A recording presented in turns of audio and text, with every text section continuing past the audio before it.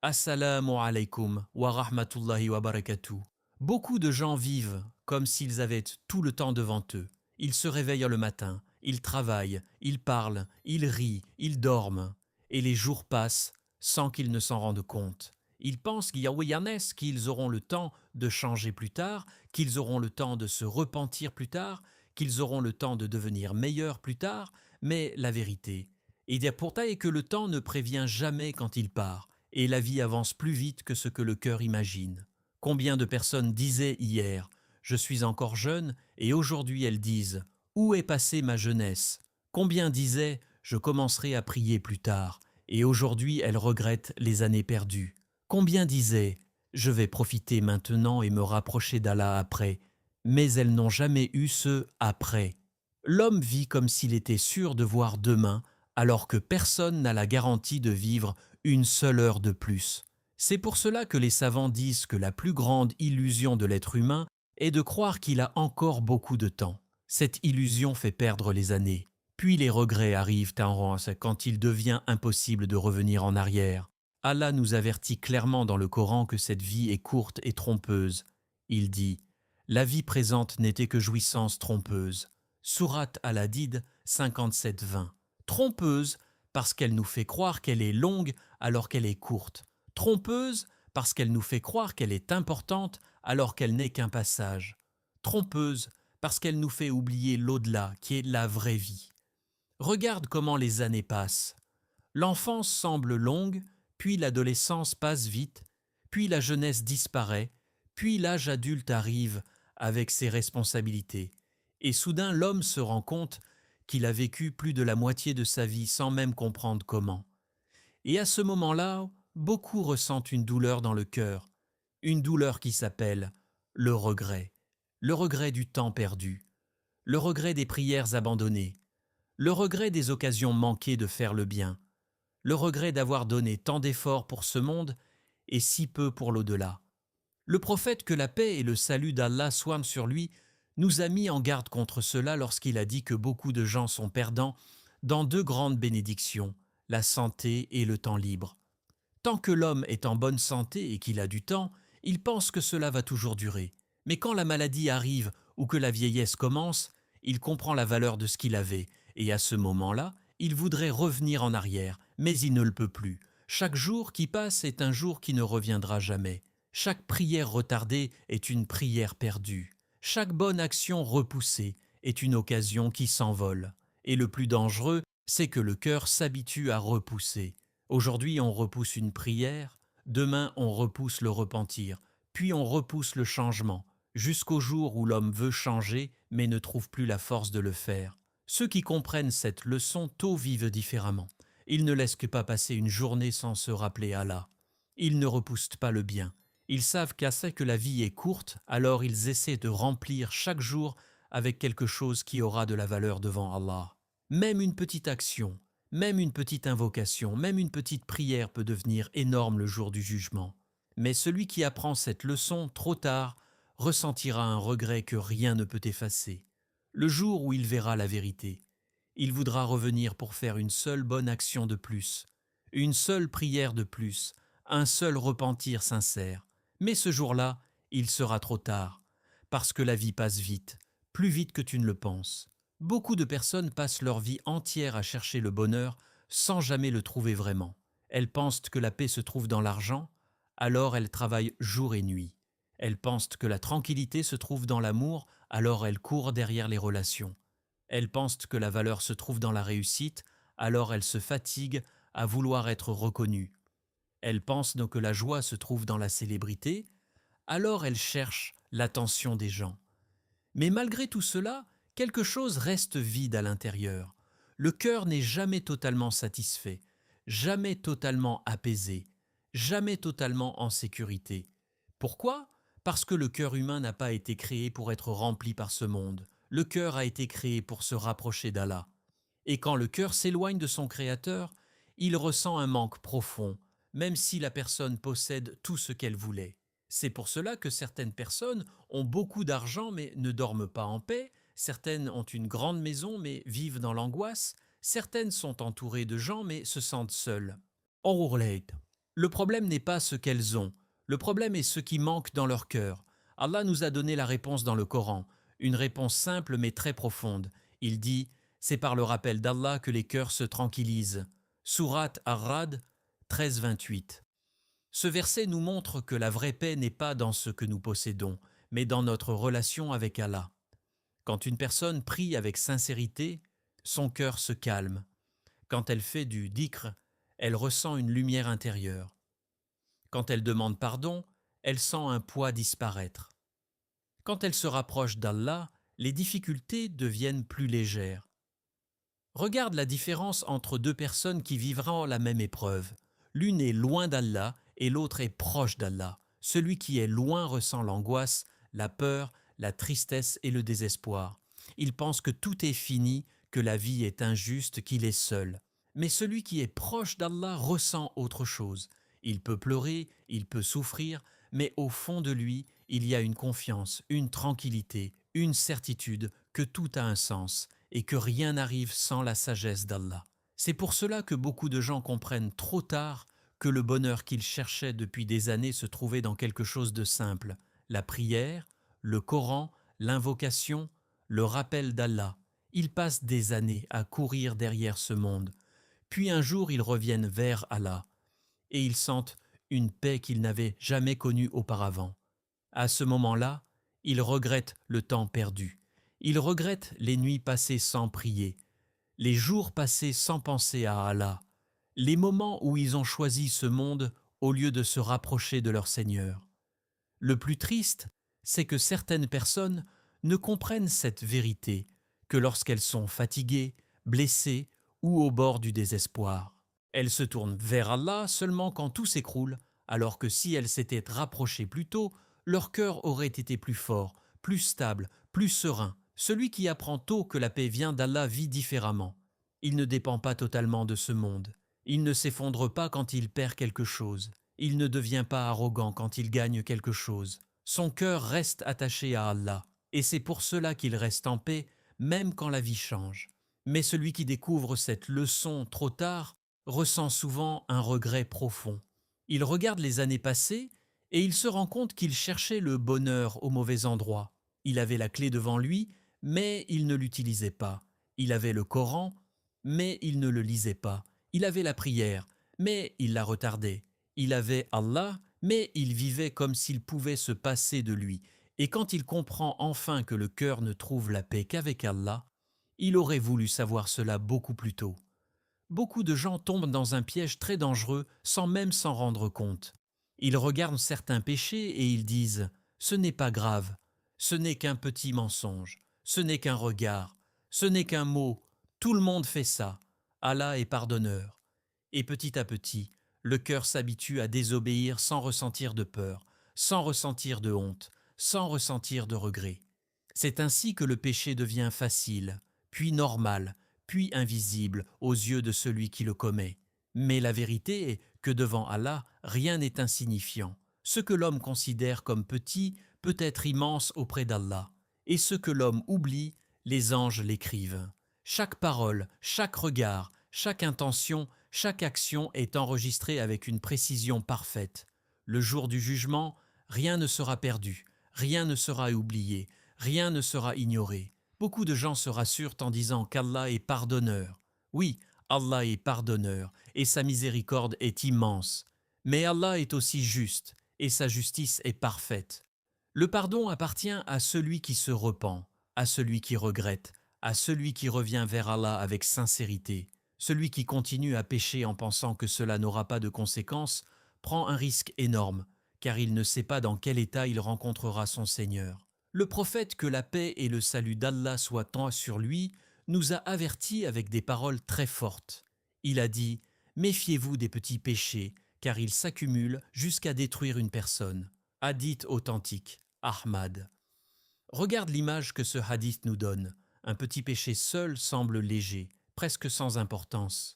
Mais quand les petits péchés s'accumulent, ils deviennent lourds, puis ils deviennent nombreux, puis ils deviennent une montagne. Et le jour où l'homme verra cette montagne devant lui, il sera choqué, parce qu'il n'avait jamais pensé que ces petites choses allaient y les compter autant. Combien de fois une personne a ri d'un péché en disant « ce n'est rien » Combien de fois elle a repoussé le repentir en disant « je demanderai pardon plus tard » Combien de fois elle a suivi ses passions en pensant que cela ne laisserait pas de traces? Le problème, c'est que le cœur se noircit petit à petit. Au début, la personne ressent un malaise quand elle désobéit, puis ce malaise diminue, puis il disparaît. Et quand le cœur ne ressent plus rien face au péché, c'est un signe très dangereux. Car un cœur qui ne réagit plus est un cœur qui s'éloigne d'Allah. Le jour du jugement sera le jour où les vérités cachées apparaîtront. Une personne peut vivre toute sa vie en pensant qu'elle est bien, qu'elle n'a rien fait de grave, qu'elle est comme tout le monde. Mais quand le livre des actions sera ouvert, elle verra des choses qu'elle avait oubliées, des paroles qu'elle ne pensait pas importantes, des regards qu'elle croyait sans conséquence, des moments où elle a choisi le péché au lieu de l'obéissance. Et à ce moment-là, le regret sera immense. Un regret qui ne pourra plus changer le passé. Un regret qui ne pourra plus effacer ce qui a été écrit. Un regret qui fera comprendre que chaque petit péché comptait, même quand on pensait qu'il était insignifiant. Celui qui comprend cette leçon tôt devient plus attentif à sa vie. Il ne se croit pas parfait, mais il se surveille. Il demande souvent pardon. Il ne se moque pas des péchés, même les plus petits. Il sait que le salut ne dépend pas de la taille du péché, mais de l'état du cœur devant Allah. Mais celui qui apprend cette vérité trop tard regrettera profondément. Il regardera sa vie et il se dira qu'il aurait pu éviter beaucoup de fautes, qu'il aurait pu demander pardon plus souvent, qu'il aurait pu se rapprocher d'Allah avant que son cœur ne devienne dur, et il comprendra alors que le péché semblait petit dans ce monde, mais qu'il était très lourd le jour où il a rencontré son Seigneur.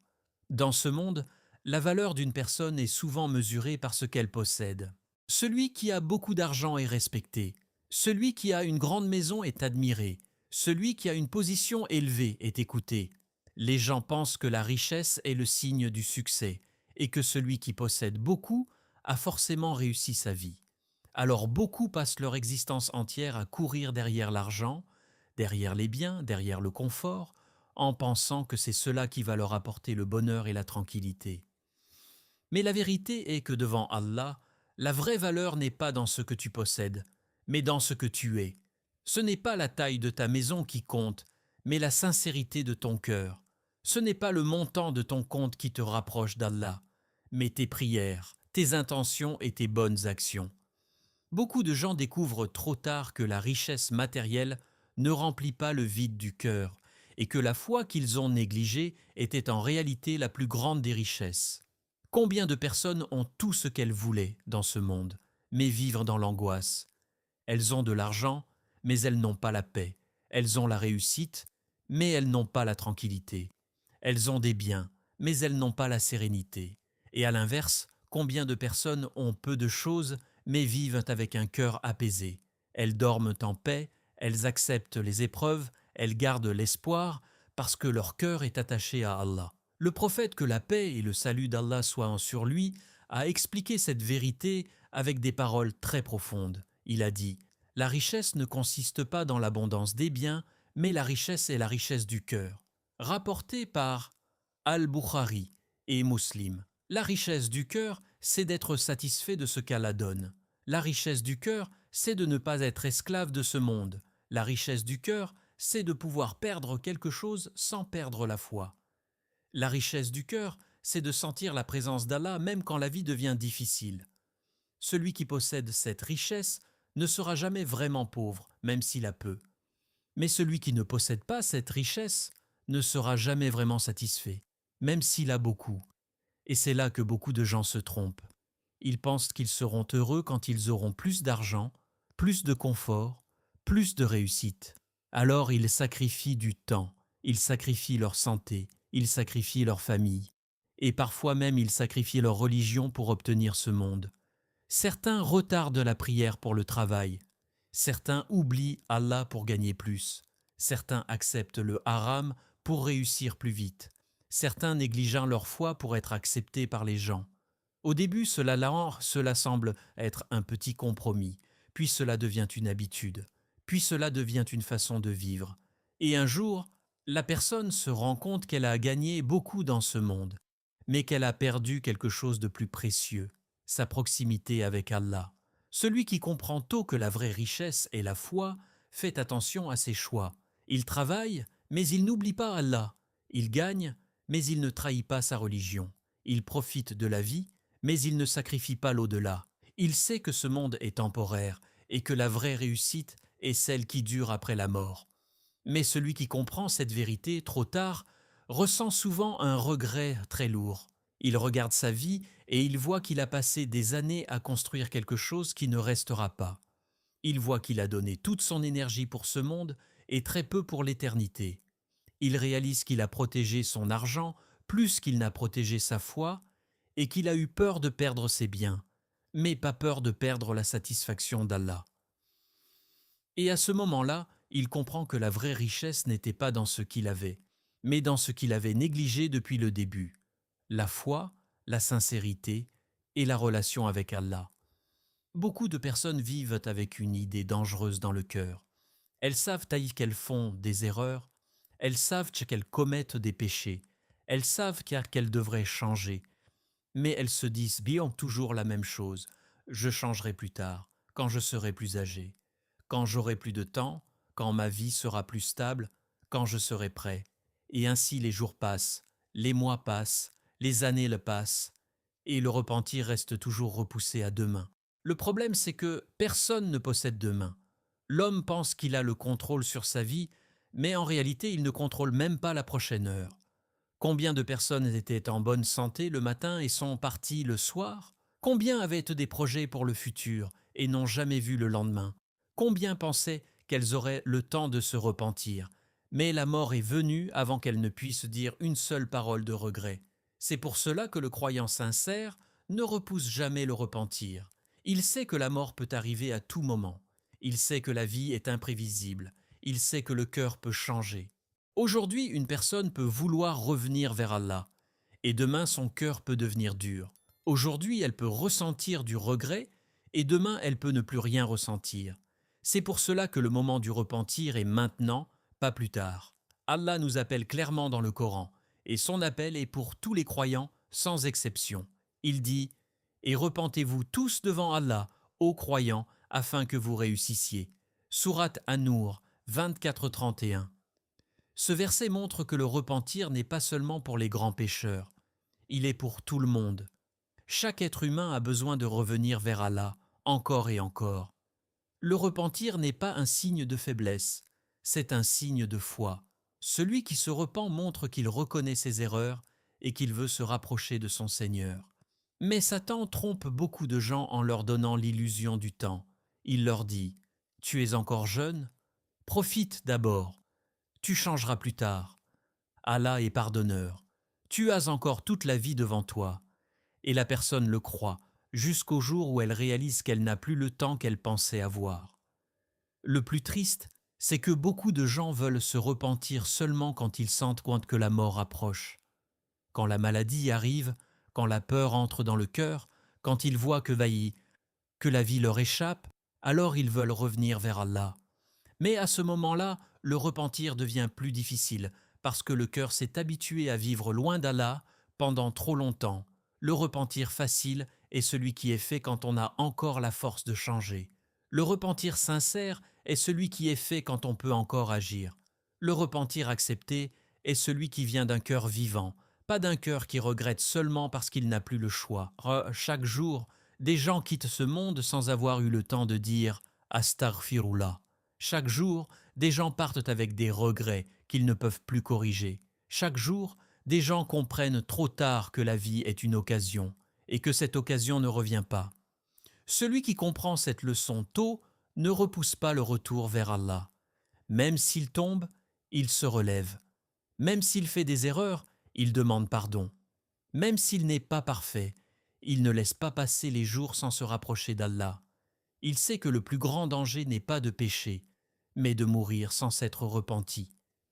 Mais celui qui attend trop risque de ne jamais avoir l'occasion de revenir. Il pense qu'il décidera quand changer, alors que c'est Allah qui décide quand la vie se termine. Et le jour où il voudra revenir, il se peut que la porte soit déjà fermée. La plus grande sagesse est donc de ne pas attendre. Pas demain, pas plus tard. pas quand la vie sera plus facile.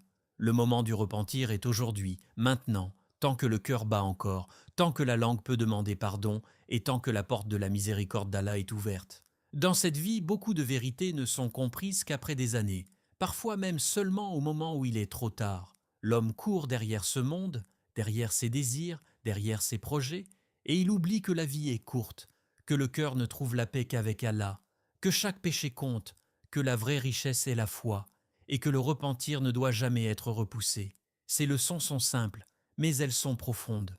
Ceux qui les comprennent tôt vivent avec sagesse. Ils prient avec sincérité, ils parlent avec prudence, ils agissent avec conscience. Mais ceux qui les ignorent ressentent souvent le regret, et le regret est l'un des sentiments les plus lourds pour le cœur. Alors aujourd'hui, avant qu'il ne soit trop tard, rapproche-toi d'Allah. Corrigez vos intentions, pardonne, demande pardon, fais le bien, même si c'est petit.